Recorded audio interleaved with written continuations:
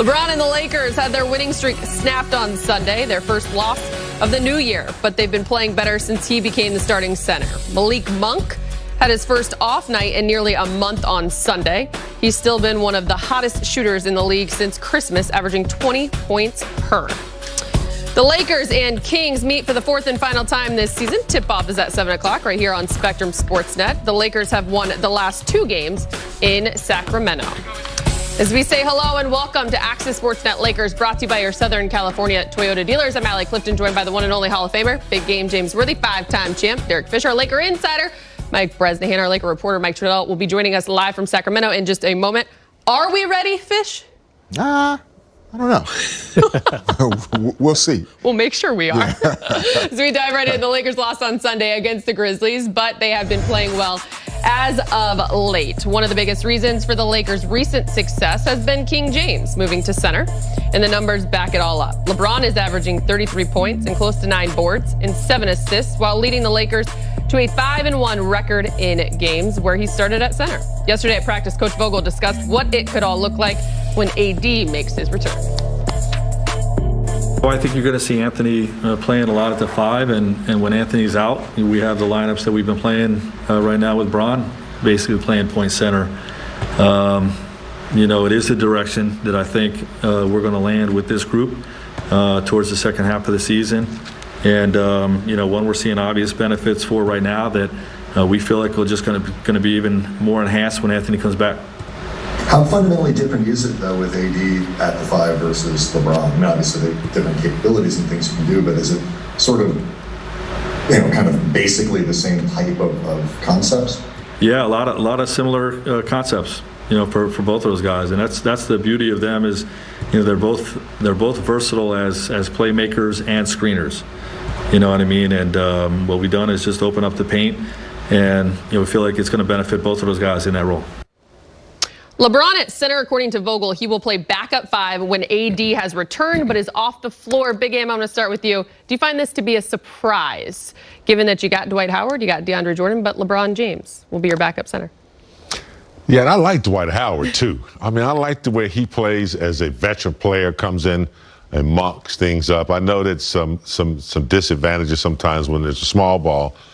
But in today's game, I don't think I'm surprised, given the fact what they've experienced with LeBron the last month or so at the 5, and it seems like he's been able to take advantage of most of the matchups that he's been.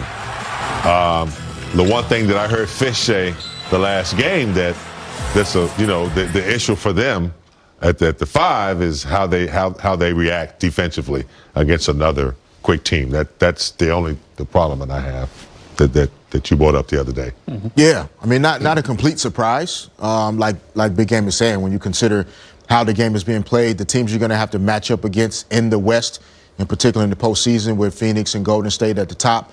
Memphis is now separating themselves as possibly the third best team in the Western Conference.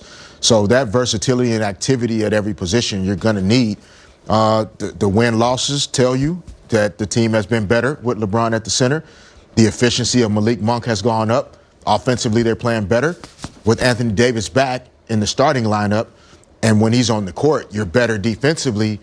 Now you can withstand maybe some of those stretches where you're not as good when he's off the floor, but you can keep the scoreboard moving with LeBron at the 5 when AD's off the court. I think the biggest surprise, Fish, is what you mentioned the other night, that not even 2 years ago, the Lakers won the championship rolling with the traditional center, going big. Yeah, no doubt. I mean, 2 years ago, you had JaVale blocking a lot of shots, a lot of alley-oop dunks, a slightly younger Dwight Howard as well. So, yeah, this caught me off guard as well, because I figured, okay, you always have Dwight, kind of keeping that ammo in the holster there just in case you run into a team that also has a lot of bigs. We're talking like a Denver type of team. As you mentioned, Fish, kind of the upper echelon of the West, the two top teams in particular, not really the traditional 5, so to speak, with those guys. But, if you run into like a Utah in the playoffs, Rudy Gobert, I think you're going to need to say, Dwight, DeAndre, wipe off the dust, get back on the bench. Here we go. And you expect them to be professionals and be able to be ready, stay ready. Big Game, we are approaching that 4-week window for reevaluation when it comes to Anthony Davis. Upon his return, I know you've wanted to see him more at the 5. Do you think he will be able to be effective now that he's going to be there more consistently? AD's he's got to do it. He's got to show himself where he's most effective and what he wants to do. I don't know if he's yet to establish that yet, especially when he goes up against, opponents who are physical and opponents who get a lot of offensive rebounds. Some people, he's just got to prove that he wants to do that. He says he can do it. We know he can do it. And I think him at the 5 is a good place for him to be in the post, where he's closer to the bucket. He's a willing passer. When he's aggressive, he's the man down there. But I think he's got to prove over time that that's where he wants to be. No question about it. I mean, there's no other way to explain it. We've talked a lot about Russell's, the adjustments that he had to make this year, right? More than any other player on this team compared to his previous role. And each season, we talked about, the Lakers won the title in 2020 with AD at the 4. But you can't win the championship in 2022 doing the same thing you did in 2020. Is that crazy? Ain't gonna work. Yep. So Anthony at the 5, believe it or not, it'll give him more room to be efficient and effective offensively, keeps him closer to the basket defensively where he can still change shots and block shots. And it's better for the team, which is at the end of the day, if you got on purple and gold, the only thing to do is to hang up a banner in crypto.com. Right. And so whatever you have to do, that's what you have to do. Yeah. And you imagine AD's smart, sitting out there watching during this stretch right now. He's aware. He understands. So you expect him to come back and welcome that. Let's get you live to Sacramento. Lakers reporter Mike Trudell joins us. Mike, the Lakers have their 4-game win streak snapped on Sunday, but good news because tonight they're looking to win 3 out of 4 against the Kings. Yeah, Allie, it's a little odd. We're in the middle of January, and yet the Lakers are about to be done with 2 Western Conference teams. They just wrapped up their season series with Memphis, and tonight is that 4th game against the Kings. Lakers, as you mentioned, 2-1. And the last time they were here, they came back from a big deficit at halftime, just ran away with it in the second half and played some really good basketball. So I asked Frank Vogel, what did he see from not just that game, but all 3 against this Kings team that could inform them about how tonight's matchup's going to go? Yeah, I mean, I just think there's a respect for this team. They haven't turned the corner in terms of, getting into the playoffs the last couple of years, but they have a lot of young talent and a lot of firepower. We learned in I think it was the first game we played these guys in our building, the triple overtime game, that they can beat us if we don't play to our abilities. And, there's a respect level there, and we're going to have to play well to beat them. How does a guard-heavy scoring rotation that they have, how does that impact the way that you guys play defense with your current lineup? Yeah, I mean, they got a lot of guys you have to try to slow down. And, if you're committing your bigs too much, to guys like Fox, Halliburton, Hield, you get into, more rotations that I'm comfortable with. But, sometimes those guys require that level of attention. So, like I said, they have a lot of firepower. They can hurt you in a lot of different ways. And, we just try to have to pick our spots with how much we want to be in rotations. And last thing, do you have an update on Melo just yet at the back? Yeah, he's going to be a game time decision. He's got a lower back soreness, and he's going to try to loosen up and see how it feels.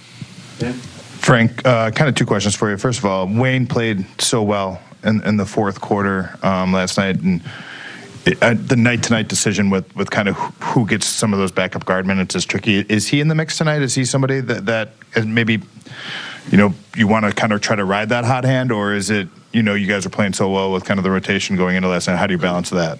Yeah, we'll see. Obviously, if Melo's in or out, could impact that.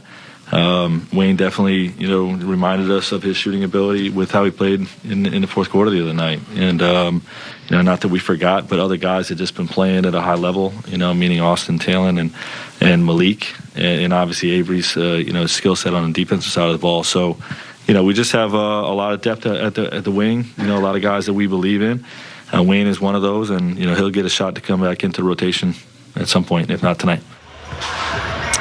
All right, guys, we do have an update on Carmelo Anthony, and he will be out for tonight due to that lower back tightness. He was one of 2 Lakers that had played in all 41 games so far, the other one being Russell Westbrook, and now he is the only one, of course, that has a chance to play 82, something that our Derek Fisher happened to do 9 times in his career.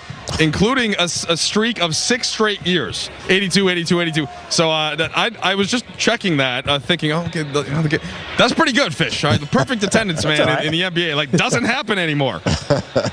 Iron Man 2. I was going to say, how's the body feeling today, Fish? It feels great today. No big deal. Good stuff, Mike, as always. 82 9 times? Who are you? He's on his way. He's on his way to trying to break AC Green's record, being Iron Man. But Iron Man 2 is not bad. Yeah, Not at you'll all. take it. It's a good sequel. Keep it here for the Lakers and Kings at 7. Stanley Johnson has started 5 of his 7 games with the Lakers. He's provided a defensive presence on the wing over a steal per in those games. Before we go to break, a look back at how LBJ handled the Kings in their last